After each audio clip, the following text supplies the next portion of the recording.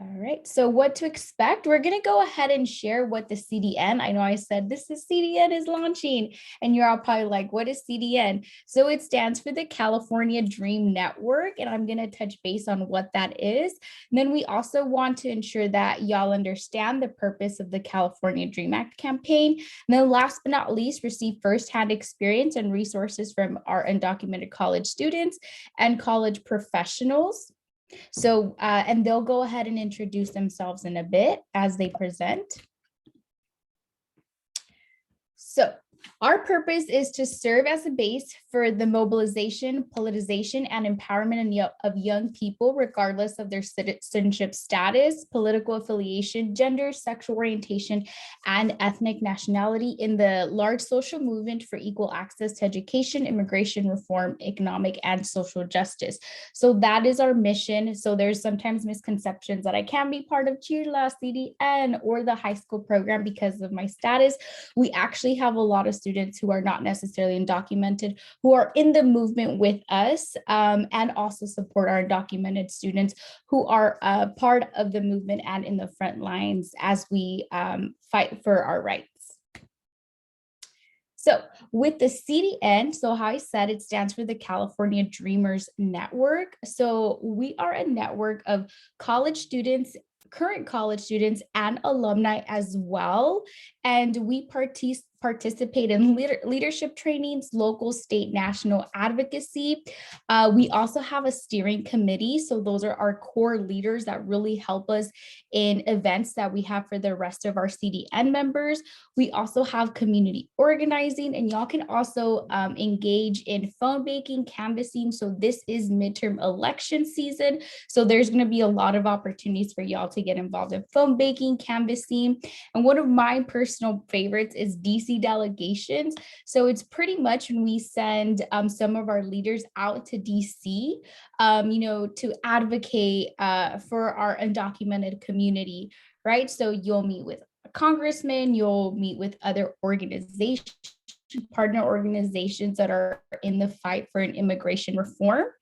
And that's always one of my favorites to talk about. I yet have not had the experience to go on a DC delegation, but I just get really excited when our members get to participate. We also have marches, rallies, protests, and civil disobedience. So if you want to know about your local ones, we're going to have the slides for each organizer to introduce themselves, so you can reach out to depending on which area you're in. And last but not least, we also have the Summer Leadership Academy, which if you connect one-on-one with your organizer, they'll give you more detail on that. So really quickly, our team is, so that's me, that's the first one. My name is Lupita Martinez. I'm the CDN statewide organizer, but I focus in the LA region and coastal region. So if you are in the LA or coastal region, please hit me up. That is my email, and I love to get connected to learn a little bit more about you and how you can get involved. And I'll go ahead and pass it on to Janet. Hi, folks. My name is Janet Bucio. I'm the Southern Regional Organizer for the California Dream Network and Orange County Organizer for CHIRLA. My pronouns are she, her, hers, and it's a pleasure to be here with you. I myself am an alumni from Cal Poly Pomona, so go Broncos. And then I'll pass it to Gloria. Hello, everyone. My name is Gloria Valen. I'm the Central Valley Organizer for the California Dream Network. I organize around Bakersfield area all the way up to the northern Stockton area and everything in between and within the Central Valley. Thank you so much for joining us, and I'll pass it on to Eva. Thank you. My name is Eva Jimenez, and I'm the Northern CDN organizer, and I organize up here in the Sacramento, Davis, and Bay Area.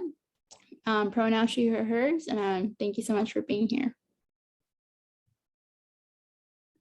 So that is our team. So really quickly, I know I have a little bit of time. So the main focus of why we're launching this California Dream Act campaign is because we did see statistics of undocumented students filling out this application decrease, right? So we definitely want to avoid later on, and how I said later on, we're just trying to avoid it. Doesn't mean it's going to happen, but have such an amazing application be taken away from our undocumented students. So one of the reasons we're launching this campaign is to bring more awareness and encourage our undocumented community to fill out this application and also share it with the rest of our community, right? And we understand that sometimes those applications went down for different reasons, such as mental health, financial instability, misconceptions, and barriers to schooling. However, we're here to demystify all those challenges and help support you throughout those challenges as well. So this is the first workshop, but we will be having more. So the second workshop we'll have is for Cal State resources, and then we'll have one for private schools, and then we will have a UC one as well. So we will also be talking about State Dream Resource Centers. We'll have a State Dream Resource Center coalition meeting, and we'll be sending all that information out. And just as a reminder, the deadline for the California Dream Act is March 2nd. You can't submit in March 3rd, March 4th. It has to be before March 2nd. So please make sure you write that in your calendars. And with that, I'm going to go ahead and transition over to Kimberly. Hello, everyone. Nice to see you all virtually. I wanted to introduce myself briefly before starting the presentation. So my name is Kimberly, but everyone calls me Kim Gomez, and my pronouns are she, her, hers, ella.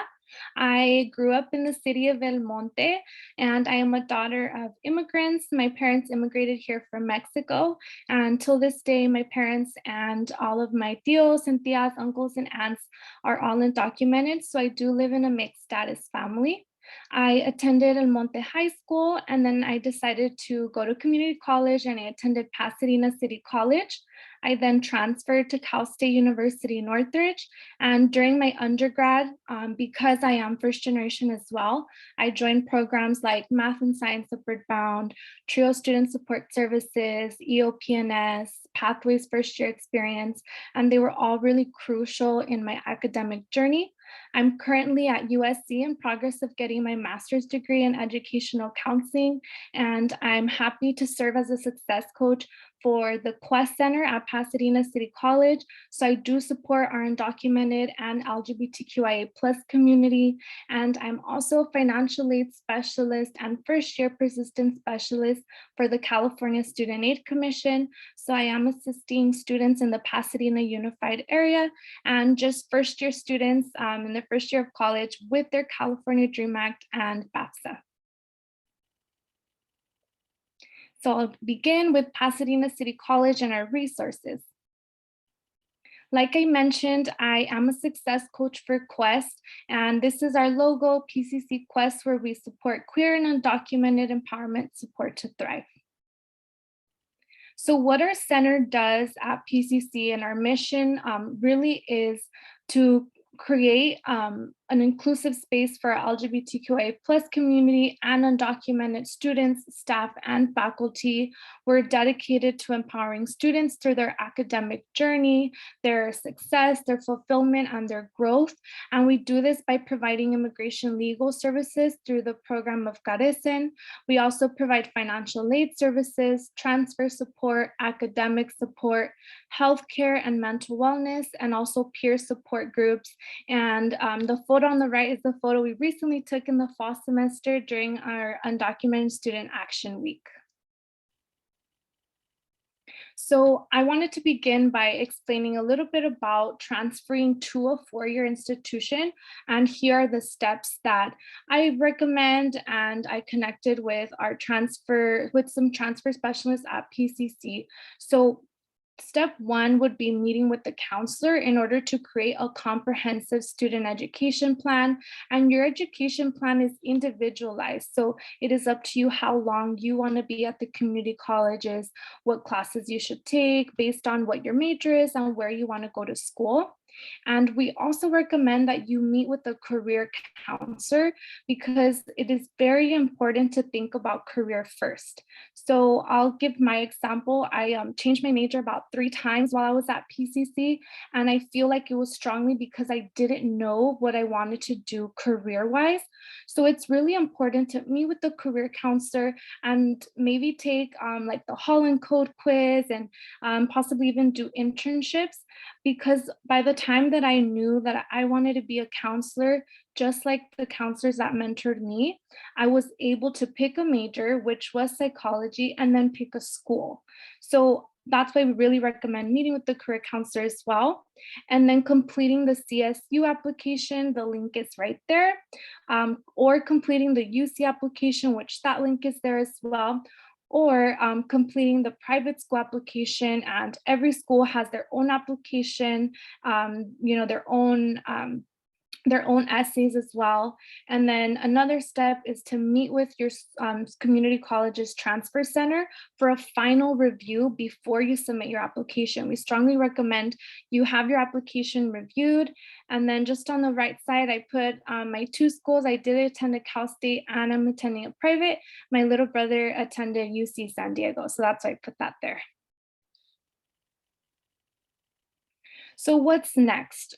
What do you do after you apply to these schools? And something that we do recommend is that you check your email often, because these schools are going to be emailing you.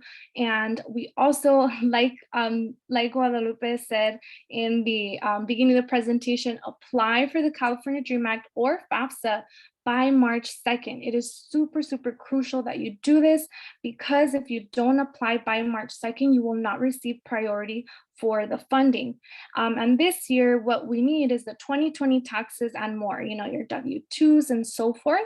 And then CSAC's CalSOAP Los Angeles program can provide you with individual one-on-one application support. And I put the website there. If you'd like to click on the website, you can meet with a success coach or a specialist like myself, and we can virtually help you. Also, another step is to review your financial aid award, because those financial aid awards are going to be coming to your emails. They're going to be letting you know about that.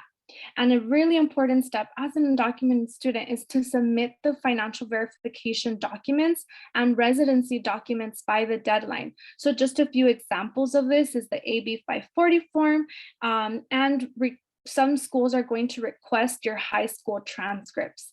So these forms are really important, because if you turn in the forms a little bit late, then that means your financial aid is going to be given to you a little bit late. And here's some tips and recommendations. The first tip is to utilize assist.org to check on transferable courses. So counselors and a lot of students really, really like to use assist.org, because if I, for example, wanted to transfer from PCC to CSUN, I can check which classes through this website are transferable and that CSUN wants. And then, like I mentioned, explore your career interests. So I put links there too. And please feel free with your phone, your smartphones, you can take a picture of this. And I know it's being recorded, because I know it's a lot of links that I'm dropping there. So California Career Zone and Own It Online are really, really helpful, because if, let's just say, you want to be a school counselor and you look that up on either one of these websites, it will show you how much schooling do you need. So do you need a bachelor's, a master's, a PhD? It'll also show you what skills they want, what technological skills do they want. They'll show you what the salary is. I know as a low-income student myself, salary is important. Financial stability is important. So that can be of value when picking your career. Another tip is to create an email account. So I've noticed sometimes students, at PCC, they'll use their pasadena.edu email.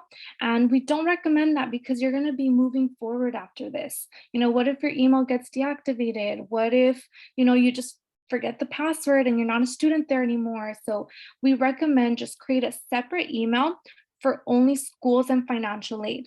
So, a Gmail, I'm not sure if people use Yahoo. Something I've noticed with a lot of our high school students, they'll put their iCloud. Do not use your iCloud email, please, because you get, everything connected to your phone, to your iCloud. So create a separate email. Really important, meet with mentors and the transfer center often. If you don't have a mentor, try to identify and find a mentor. Is there a teacher, a professor, a counselor, a family friend, someone that maybe has assisted you along your journey? And I think something that's really helped me is I'll directly ask, like, will you mentor me? Will you assist me through my academic journey? And people will be very flattered and they definitely will want to help you. So I feel like identifying a mentor is very crucial in your academic journey. And also a mentor that you're comfortable with, someone that you're comfortable sharing your status with. And another tip is to apply for scholarships. There are less applicants than previous years. You know, there's been a pandemic. We have low enrollment at the community colleges right now. So these scholarships are just sitting there. No one's applying for them. So please go ahead and apply for scholarships if you need assistance. Definitely, I'll be sharing my email and my Instagram at the end of this, and I'm happy to read over essays for your scholarships or provide letters of rec. And then lastly, connect with your school's Dream Center. I know all the Cal States should have one. I'm not 100% sure about UC's, but I know we have some amazing presenters that can help you with that. So make sure that the school that you're transferring to has a center that supports undocumented students, AB 540 students, mixed status family students. And when you're looking for these centers, there are a lot of questions to ask that I'll go over in the next slide. So here are what questions to ask. So at the centers, it's very important to ask about their resources. Do they have the immigration legal resources? Do they have housing resources? It can be really expensive to live on campus. And sometimes it's hard for our undocumented students to get those loans. So do these Dream Centers assist you with housing, with the loans, with financial aid forms? Remember I mentioned the residency documents or the AB 540. Can these centers assist you with that? And also, do they have peer support groups? I know at PCC Quest, we have support groups. So for example, we have our UndocuChats peer support group and our Lavender Q Chat peer support group that are co-facilitated with a therapist, or as we like to call them, counselors. That way, I know there's a stigma with certain cultures, like with my Mexican culture, we don't go to therapy because we're not crazy and we don't need that. But these support groups help stop that stigma and allow us to be in a safe space with other peers that are going through similar things as you are. And I feel like these support groups are really, really helpful. So go ahead and ask when you're transferring, are there any support groups that I can join? And then also here are 2 programs that may be helpful for you when you transfer. The Educational Opportunity Program, EOP. I know they accept AB 540 or California residents. And the TRIO Student Support Services accepts permanent residents. And then also check in with your career center, because it is important to look for those fellowships, internships, and then also continue talking about your career. Even when you transfer, you might change your major again. And then finally, please contact me. Again, here's my name and here's my email, gomezkim@usc.edu. And I also have an Instagram. I know it's really easy to just send a quick DM. I post scholarships. I have a link tree on there with all the scholarships for undocumented students. Also, I have a few safe spaces in the city of El Monte and a lot more going on my Instagram. So there it is, KimGomez_edu. But thank you, Chila, for having me. Thank you so much, Kimberly, for joining us and sharing all this great knowledge to our students. We appreciate you so much, and y'all, this is her email and her Instagram. We definitely encourage you all to connect with her.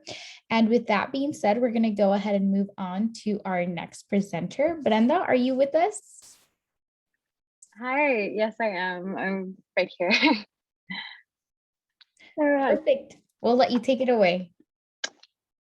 Thank you for the warm introduction, Lupita. So, good afternoon, everyone. My name is Brenda Islas. My pronouns are she, hers, ella, and I am a community development, community advocate intern for the AB 540 and Undocumented Center. So I just wanted to welcome you all, and if we could just move to the next slide. So here, just to give y'all a little bit of context as to what our center stands for and a few of our key beliefs, we are really driven by supporting our undocumented students and our undocumented community at a holistic level. So what does that mean? That means that we're not just there to provide educational resources. We're there to also provide you with mental health resources, financial aid resources, basic needs. We have an undocumented pantry that I will elaborate a little bit more on a little bit later, but our whole goal is to make sure that you feel safe and at home and that you belong, and that anytime that imposter syndrome kicks in, just know you have an amazing community of people that are going to be there to back you up and let you know that you are far from an imposter. So if we can move forward to the next slide. So also our mission statement, you can find at our website if you wanted to read it a little bit more closely. But this is typically our outreach team. I usually have my co-presenter who is also named Brenda. That is Brenda Damian, and she is our political education intern. Incredible lady. She is a psych and sociology law with a society emphasis major. It's a big mouthful, but yeah, just know she's doing big things and she's really educated. And me, to the right hand side, I'm also a transfer student. So a lot of what Kimberly was saying, I heavily resonated with. I remember being in that situation where you're finding yourself trying to figure out how to navigate this world, especially if you're first gen. Academia can seem hard, but we have many resources for you as well. And just know that you'll definitely find your community. Yes, Janice, I love that. My major is gender studies, just as an FYI, so we can move forward to the next slide. And then this is our incredible assistant director, Ignacio or Nacho, as we affectionately call them. The pronouns are they, them. This is their email address, which I'm happy to drop in the chat as well. Please feel free to reach out if you have any questions. They are incredibly knowledgeable about any and everything. It's kind of wild, but here's also a QR code if y'all feel like y'all want to scan that so that you can connect with them via Calendarly. I believe that they have about 15-minute slots that you can connect them with if you have any questions about transferring, about what your status means as far as being able to get financial aid and things like that. Just really any and all question that you have. If they can't answer it, they'll refer you to somebody who can. So moving forward, now I wanted to talk a little bit more about our undocumented student center resources. So as I previously mentioned, if we move forward to the next slide, we have quite a few different financial resources. So I just wanted to emphasize that we like to pride ourselves on being very inclusive when it comes to our different kinds of opportunities that we have for our students. And what I mean by inclusive is that these opportunities aren't just meant for people who have DACA or documented students or AB 540 students or just undocumented students. It's not just for one or the other, it's for all of them. So if you happen to be a student who qualifies for DACA but doesn't have AB 540, we have things for you too. Or if you just happen to be undocumented and you don't qualify for any of the other categories, we have opportunities for you. Speaking of opportunities, we have our opportunity grant here. So this is essentially a grant that can provide you with up to $500 or so for undergrad and $700 if you're a grad student that you can utilize for any expenses that you may need, any emergency expenses or anything of that sort. If it's things like applying for advanced parole, and I don't know how familiar y'all are with the fees, but that can be upwards of $500 that you would be charged. So this could help you apply for that, or your DACA renewal fees, or just any other, like if you needed emergency help with rent and things like that, these funds could be utilized for that. And feel free to scan the QR code on the top right corner. This will lead you directly to the link that's also listed here. That's undocumented.ucdavis.edu/grants. And you can look more into what kind of questions would be asked and that kind of thing. So just know that we do have those resources for you. We also have scholarships. And again, our scholarships are inclusive. We have our Undocu Scholar Award, our Dragonfly Leadership Award. We have scholarships specifically for our graduate and professional students and student support awards. So we try to be as holistic as possible in supporting you, not only with help with rent, but also with just paying your tuition, which can be a huge struggle. And then moving forward, we have one other resource, which I just recently applied and received. And so I can tell y'all this comes in handy. When I was in community college, I was living on my own, and I truly wish that we would have had something like this in my community college. I mean, we did, but a little different. So here we can get about $300 worth of money for groceries at our local Safeway. I can't emphasize enough how much this has saved me many times. And you can apply for this every quarter. Ooh, excuse me, every quarter. So that's about $900 worth of grocery money that y'all can get. So all the ramen in the world that y'all want and more. So if we can move forward to the next resource, which is our educational support resources. So part of what the center does is not only, you know, support the community that we have built at the center, but also we try to expand beyond that. And that looks like our Undocu Advocate program for educators, our Undocu Advocate program for peers. Given my role as an outreach coordinator and also the community development intern, I get to participate a lot in the different kind of panels that they have for the Undocu Advocate program for educators. What that entails is essentially us sitting down with a lot of the faculty and staff here at UC Davis and letting them know the needs of the undocumented community on campus and letting them know how they can be how they can support us and how they can be advocates for us. I think a lot of the times people are well-intentioned, but they may not always know where to start. And I like to say that this is a really good starting point for professors, whether it's just us letting them know about new legislation that's going on that could potentially affect their students, or, you know, bearing in mind that maybe they would want to add a couple of our resources onto their syllabi to not oust undocumented students, but let them know that we're here and we have resources. And the same goes for our undocumented peer program.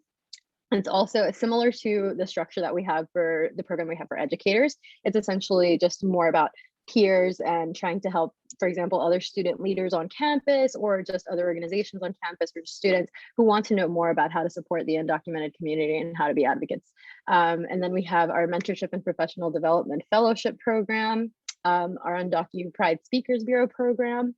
And you can find more information at the undocumented.ucdavis.edu/educational outreach. That was a mouthful, but yes. So we have quite a few different resources to help create more advocates for the undocumented community. And then moving forward to one of my favorite resources, as Kimberly mentioned earlier, this is definitely something you may want to ask about or may be interested in. We have free, I repeat, for free 99 resources, legal resources available to you and your immediate family members. So if your parents are petitioning for a visa, they can qualify for these legal resources. It could be via a Zoom appointment, or you can go in person, either or. Typically they're via Zoom. On the right-hand side, there's a picture of Ariel Bailey, who is our legal resources advisor. She is incredible and super accessible and very, very, very knowledgeable. So again, I can't emphasize enough how much this has helped me in trying to figure out how to maneuver with my DACA or advanced parole applications, because there can be a lot of legal jargon on these forms and it can be kind of intimidating. So it's really nice to have someone in your corner that will literally walk with you every step of the way to figure things out. And even if you just have a couple questions that you just want to clarify, just know that these are free legal resources. And so please utilize that. And then moving on to our partner. So as I mentioned, we do emphasize the holistic support that we have for our undocumented students, and you'll get to see a little bit of that with the partners that we have paired up with. So in the next slide, we have our mental health partner, who is, oh, just kidding. Can we go back one more slide? Thank you. So this is Ileana Sechel. She is a PhD doctoral intern with an emphasis on working with AB 540 and undocumented students. Ileana is very knowledgeable and has a lot of experience working with the undocumented community. So it feels nice to have, or to go into a setting with her where she's already really knowledgeable and understands a lot of the things that we carry with us as undocumented students. And I also think it's important to note that, just as Kimberly mentioned earlier, in our communities as immigrants, a lot of the times mental health isn't something that's emphasized. It's not stressed. And when you talk about it with your family and friends, maybe they don't always give you the support that you feel like you need. And so it's really good to be able to have this kind of mental health resource available to you. So we also have conversation circles called Together We Rise. So if you feel like maybe a one-on-one setting isn't really your style, we have conversation circles where you can just drop in and oh, okay, it says my internet connection is unstable. Can y'all still hear me? It's like a thumbs up again. Okay, good, thank you. Yeah, so I just want to emphasize that, you know, we have different kinds of ways for you to get your mental health fixed without feeling like maybe you're just really like in a one-on-one place that kind of freaks you out, if you want to do it in community with other people, we have Together We Rise, which is just a space where you go in, talk about the experiences that they've undergone. And it's just nice to know that you're in community and with other people that resonate with your experiences as an undocumented or mixed status person, or a person that comes from a mixed status family. So moving forward to the next slide, we will talk about our student orgs that we pair with. So this is our peer support group. It's Speak for undocumented students and immigrant rights. So Speak, I'm not sure how familiar y'all are with Ideas, that I know is at different college campuses. Yes, Janice. Oh, we're just coming through, Janice. So if you've heard about Ideas, Speak is basically very similar to that. I believe they started off as Ideas and then pivoted to Speak. So it's a student organization, and their focus is to support, to advocate, and to empower undocumented students and grad students, well, really just the undocumented community in general. It's an awesome group of people who are just there to help you make community and just navigate the world of academia. I think it's really nice to be able to, be in community with people that resonate with your experiences, and they're awesome. They have really, really cool socials. Personally, I think the best on campus, but that's just me. I might be biased. So, feel free to reach out to them as well. Or if y'all just want to keep posting on what kind of events or cool stuff they have going on. If y'all have Instagram, feel free to follow them at Speak at UC Davis. So it's a really great organization. I can't say that enough. And so there's different scholarships that are offered through Speak. There's different kinds of opportunities for leadership development. And they work in conjunction a lot with the AB 540 and Undocumented Center. So definitely check them out. And then if we move on to the next slide, I'll give you all a little bit more information about how to contact the directors at the AB 540 and Undocumented Center. So starting with Laura, who is our director. I will give her email in the chat, but basically you can reach out to her at any time, and their Calendarly links, so you can just feel free to connect with them that way. Also, as I mentioned, our awesome assistant director, Nacho. And then if you wanted to just reach out to both of them just generally, we have their email where both of them can respond to you at ab540-undocumented@ucdavis.edu. So I'll just drop those in the chat, and I will drop the email for my role as well as an outreach coordinator. If you feel like you have any questions to follow up with, I'm happy to answer at any time. And then moving on to the next slide. Yes, perfect. So I know most of us have social media, so there's no excuse for y'all not to follow us on Instagram. We have our website, of course, for those of us who are a little bit more, incognito and sort of fly under the radar. If y'all want to still gain access to these resources and see what kind of socials or cool things we have going on, feel free to go to our website at undocumented.ucdavis.edu. We also have our link tree available here, where you can see the links to all of our grants or scholarships or socials, basically any and everything that you need to know about the undocumented community at UC Davis. We have it at our link tree. We also have a newsletter that you can sign up for. We have our Instagram at UCD540 undoc, and then our Facebook as well. So I will drop all these links in the chat for you. Again, feel free to reach out to me. I know it says me or Brenda I in what I just sent in the chat. Disregard, it's meant for when I present with two people. But yes, I will give the links to our ways to connect with us as well. And then lastly, if y'all have any questions, feel free to reach out. I'm here and you can either unmute yourself or send something in the chat if you'd like, but I'm happy to answer any questions that you have, or if you just have any general comments, I'm very happy to answer anything. And thank you so much for having me. Guess I'll stick around for a few questions, and then if there aren't any, just hit me up at a later time. Thank you so much, Brenda. Those were awesome resources. And now we're going to go ahead and transition it over to Jordy. That's going to connect all the pieces with all the UCs, Cal States. So it'll be the cherry on top, and I'll let him take it away. Well, thank you very much. Good afternoon, everybody. My name is Jordy Conde. I use he, him as pronouns. I'll start off with a happy Lunar New Year. I know it was last week, but for folks that recognize it, for allies, for friends, and also a happy African American History Month. That is my background in honor of being an ally of our African American students. You can go to the next slide, Lupita. And so thank you, Janet, for the shout out for my pick. It was really spontaneous. So yeah.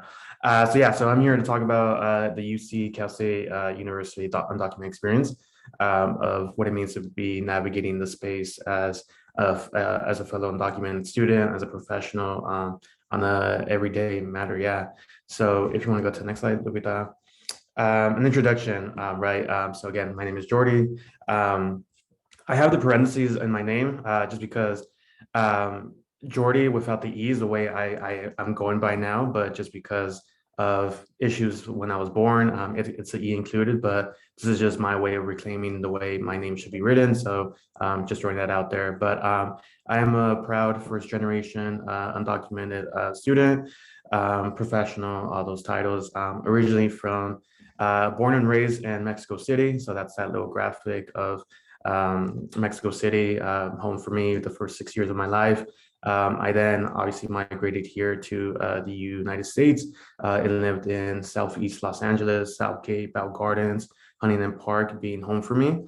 Attended Southgate High School, and then I'll go into kind of my trajectory. So Southgate High School onto Cerritos College.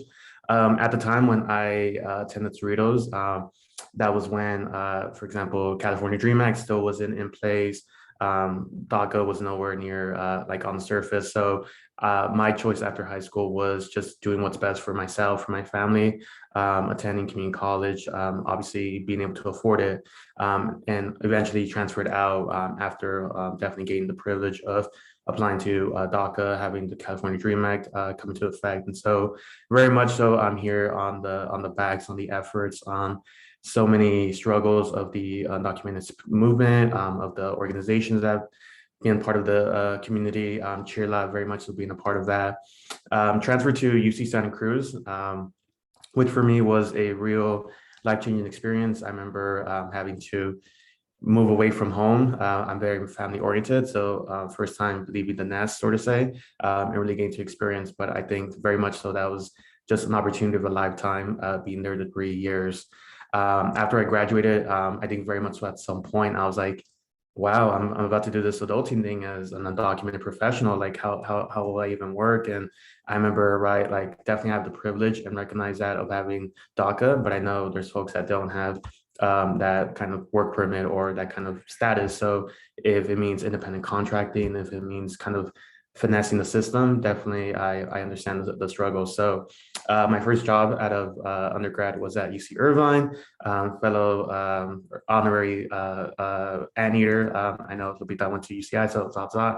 But very much so, again, I got really connected there to the community. And a part of that definitely was the undocumented community there, being able to work with their Dream Center and so forth.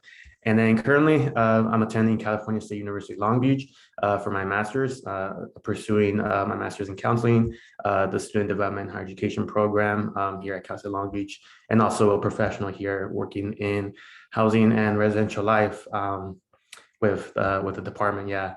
And last thing I'll share, and I thank Brenda for the shout out, and even like right now I'm shaking sharing, but like I said, I very much so I'm here on the backs, on the efforts of so many folks that have helped me to where I am. But I'm actually, I mean, this will be one of the few spaces I get to share, but I will actually be traveling back to Mexico tomorrow after my advanced parole was approved. And so, yeah, very much so, I'll try not to get emotional, but very much so, like this for me is very personal. Applied like in June on the with the help of Caresen, but very much so, again, I'll talk about different things, but it's still surreal that tomorrow I'll be finally going back home after 22 years. And so I appreciate all the congrats, but very much so, I think for me, it's definitely a part of, right, living the undocumented experience. So yeah, so long introduction, so I apologize, but if you want to go to the next slide, Lupita. But I think very much so, no, I do appreciate the invite to come and speak on different things, right? And so very much so, I've been fortunate to be connected with the UC system and the California State University system, and also, of course, being a product of the community college system. So definitely, I've gone to explore different areas, and so definitely, this is a lot of things I've encountered, things that I've been, again, fortunate to take advantage of, but myself also spreading the wealth. I think very much I believe in generational wealth, in community knowledge. And so definitely sharing that amongst folks is something I take great pride in. So definitely, I hope this presentation is available to y'all afterwards. If not, I can definitely share. But I'm gonna have different QR codes throughout the presentation that you can definitely take a photo of, save, and definitely reference for future. So if you want to go to the next slide, Lupita.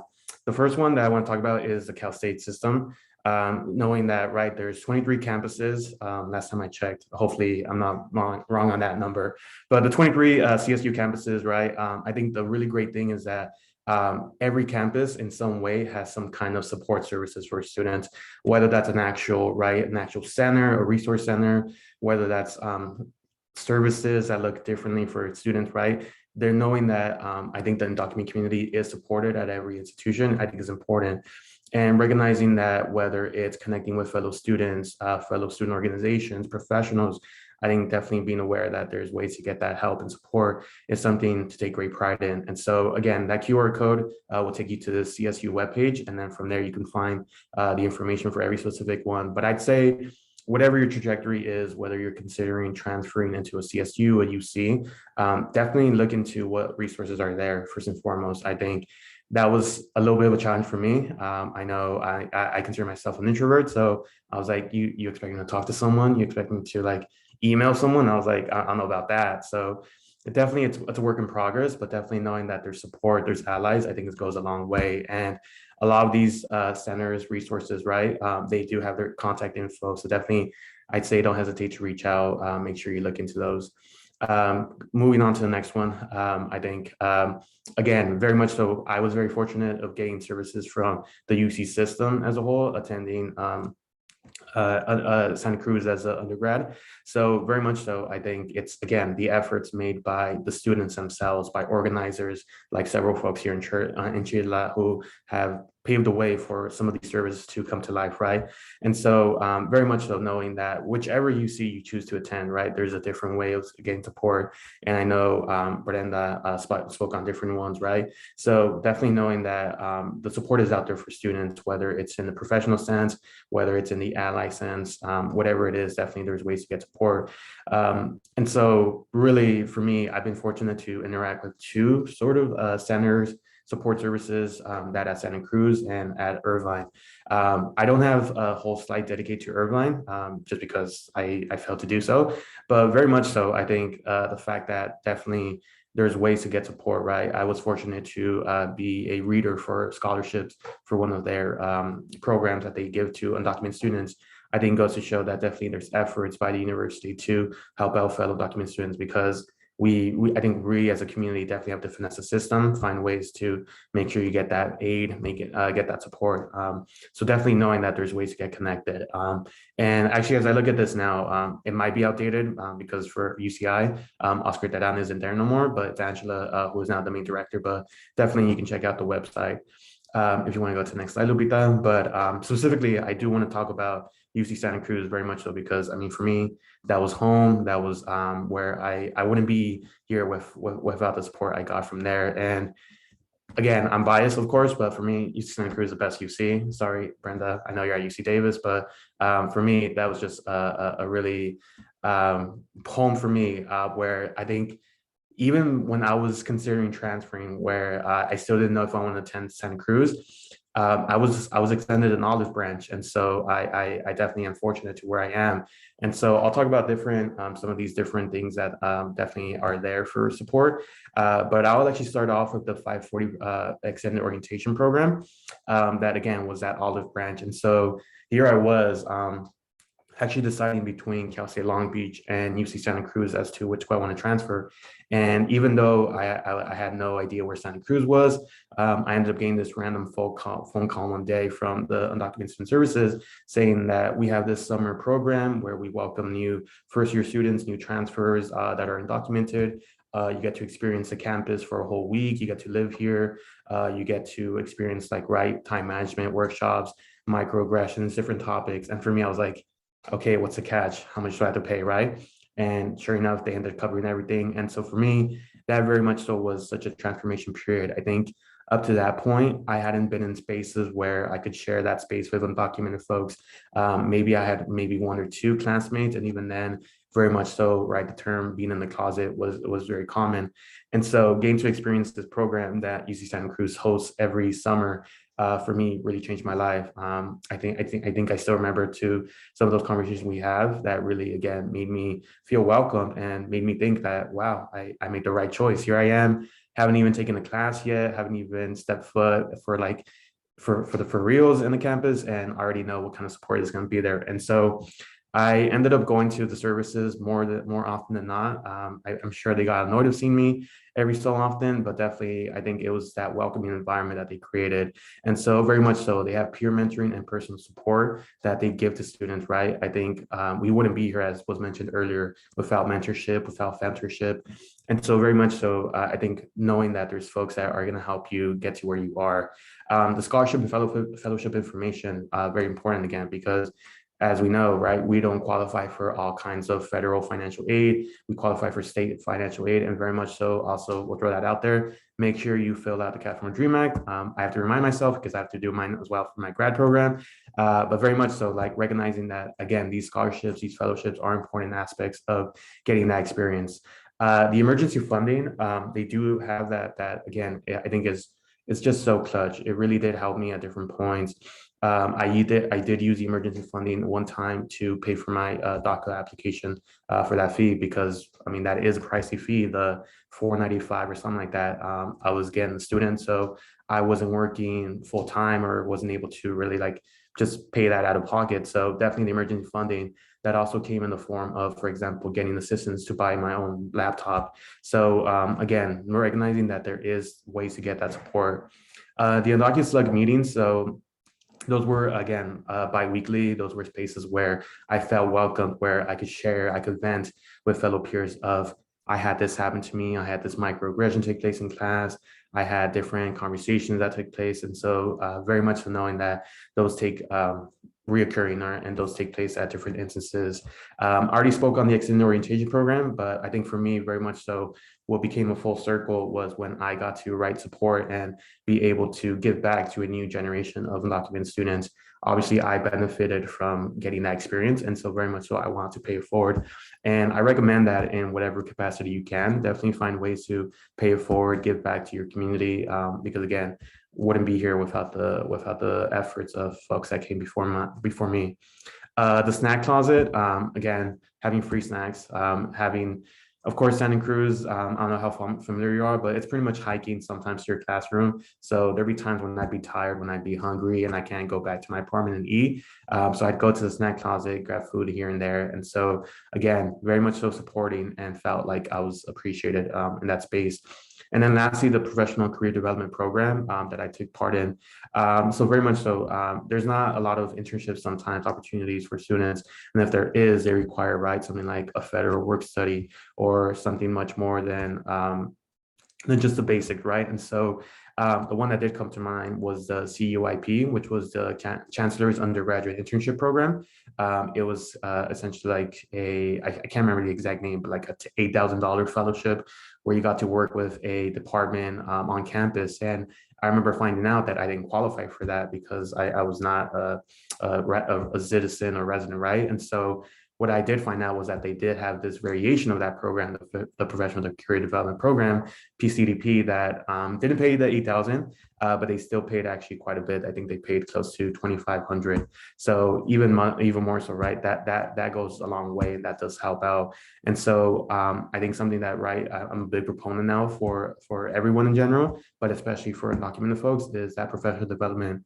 Definitely making sure you know how to advance your professional goals, your aspirations, how to network. Trust me, I'm still that introvert, but I very much so try to network as much as possible, make sure I find those opportunities to really get involved.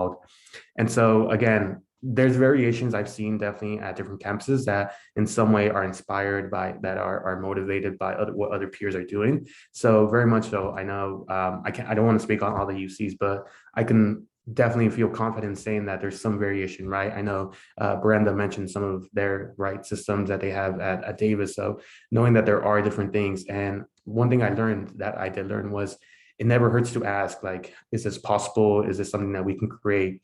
I think when I was at Irvine, I was able to connect, like I mentioned, with a couple of undocumented students who I explained to them my orientation program experience.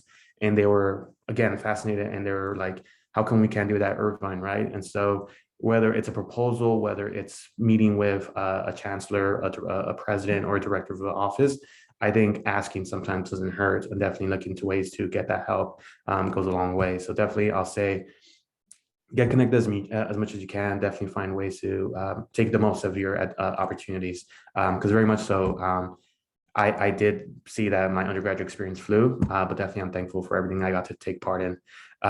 If you want to go to the next slide, Lupita. What am I? Legal support. Yeah. So you'll see I have a couple GIFs here, and so I'm a very GIF person. Memes, I love them. So yeah. But I think the legal support, I can't stress that enough. The fact that, right, every system, whether it's a Cal State or UC, has some kind of legal support systems. I can't stress enough. Definitely take advantage of them, whether it's actual free services, whether it's a discount services. Definitely find ways, because I know the first time I applied for DACA, I did not know how to fill out that form. I don't get along with legal jargon and legal terminology. So very much so getting that help from professionals that know that, whether it's Chirla, for example. I did get support from Chirla a couple of years ago, where they were able to help me fill out my application. This more recent time, I was able to connect with Garesen. So definitely knowing that there's legal support. If you want to go to the next slide, Lupita. So these are just a handful of different organizations, different foundations are out there that help out in different ways. And so again, if you take a look at that QR code, you can find the different ways they help. And I'm sure I'm more than confident that a lot of the folks here in Chile work in some capacity with different organizations, whether it's collaborating, whether it's supporting one another, but knowing that it's throughout California, right? And so whether it's NorCal, Central Valley, so Southern Cal, there's different ways to get a support. And so it can be intimidating to go to some of these organizations and see, like, how can I get help, stuff like that. And I think that's where definitely building on community, right? If it means emailing, if it means calling, whatever it may be, definitely looking into that support. Because again, I think definitely the way some of these forms, some of these documents are written, it's meant to trip us up, right? DHS is by no means an ally.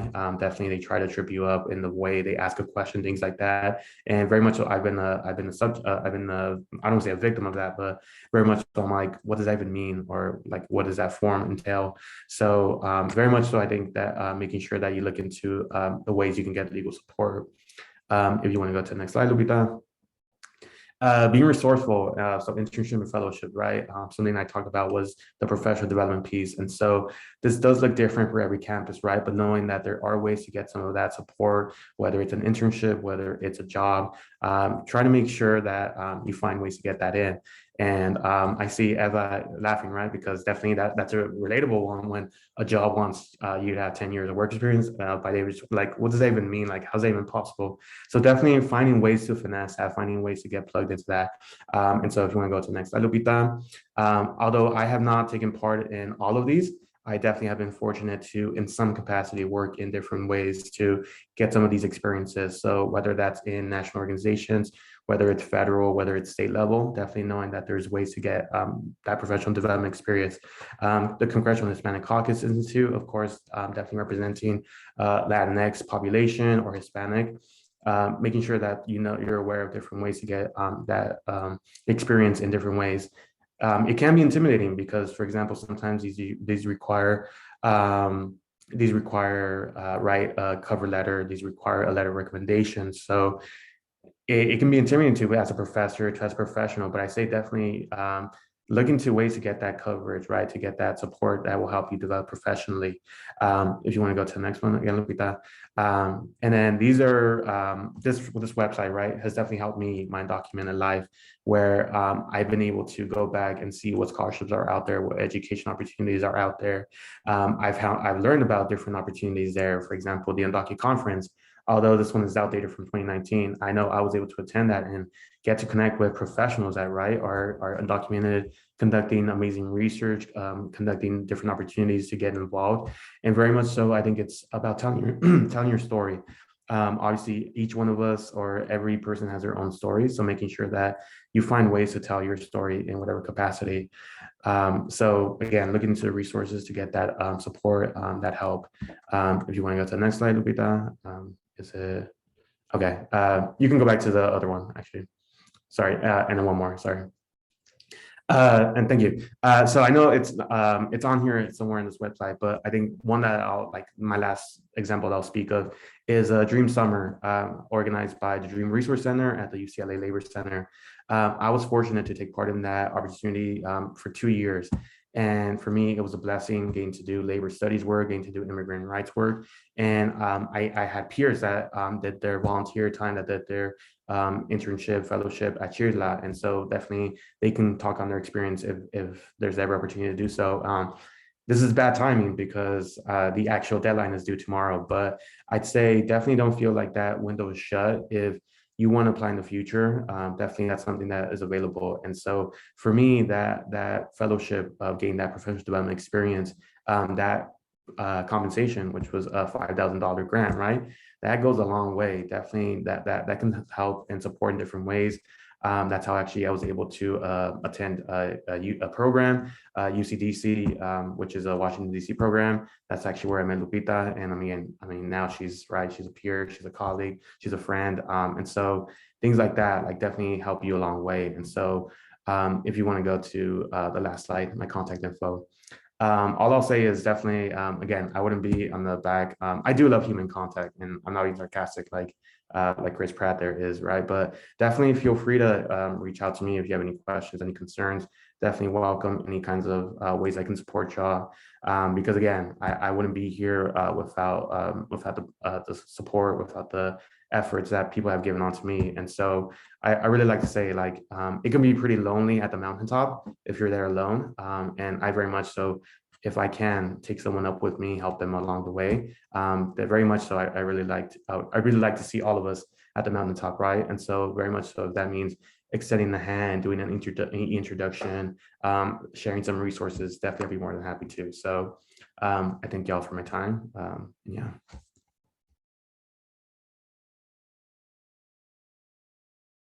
That was awesome. I don't know about y'all. I'm not a college student, but like I want to go out and apply to like all these resources, even though I'm not in college. I just want to get out there. So I know these were a lot of resources, but as a reminder, we will be sending out this recording.